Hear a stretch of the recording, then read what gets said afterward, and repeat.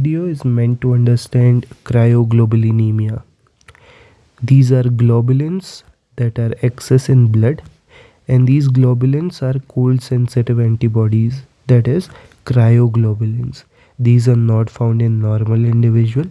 So certain infections like hepatitis B and mostly hepatitis C virus infection are associated with cryoglobulins.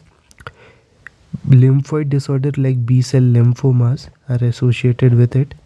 Multiple myeloma cases and certain autoimmune diseases. These all are associated with cryoglobulins. Now, these cryoglobulins are cold sensitive antibodies that are going to precipitate at a temperature less than normal, that is 37 degrees Celsius. And when they precipitate, they are going to cause a trouble. So either they can cause a vessel obstruction, as well as by immune complex deposition they can trigger inflammation and complementary cascade pathway. Let's see in this image first. So here we have an image that shows a vessel obstruction occurring and inflammation occurring. You can see how vasculitis is occurring after this inflammation, and this vasculitis is leading to cryoglobulin deposition in different areas in the periphery. Here we see a deposition in the air lobe of the cryoglobulins, a peripheral area which is cold, and this cold area there is deposition of cryoglobulins that manifest as gangrene of the area. Okay, so here we see patient with cryoglobulin secondary to lymphoma.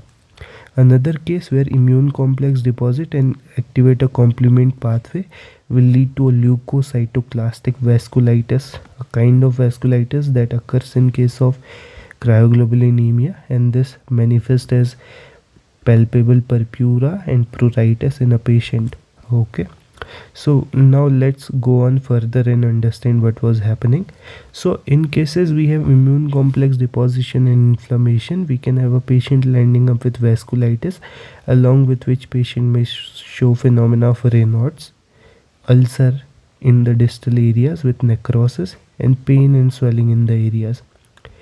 Note how patient with lot of antibodies can also show hyperviscosity syndrome. Okay, now note these patients are generally who show these symptom of immune complex deposition are patient of monoclonal cryoglobulinemia, and this monoclonal cryoglobulinemia is associated mostly with blood disorders like B cell lymphomas and multiple myelomas, and this is what is known as type 1 cryoglobulinemia. Okay, so we have actually three types of cryoglobulinemia, and the first one is monoclonal cryoglobulinemia, which is mainly associated with these features.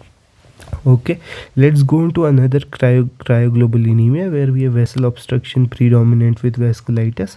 So vessel obstruction is going to lead to obstruction in the renal arterioles, which will manifest as glomerulonephritis, along with which we have small vessel vasculitis that is occurring, that is going to lead to peripheral neuropathy. So peripheral areas are going to show neuropathy in the person. Okay, along with this is a small vessel vasculitis, so along with peripheral neuropathy we are going to have arthralgia and arthritis, and patient will also have purpuras and pruritus.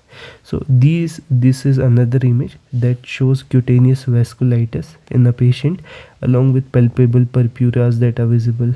Okay, so these patients who generally develop these symptoms of small vessel vasculitis predominantly, like peripheral neuropathy, arthralgia, arthritis, purpuras, renal involvement as glomerulonephritis, are patients who actually have type 2 and 3 cryoglobulinemia.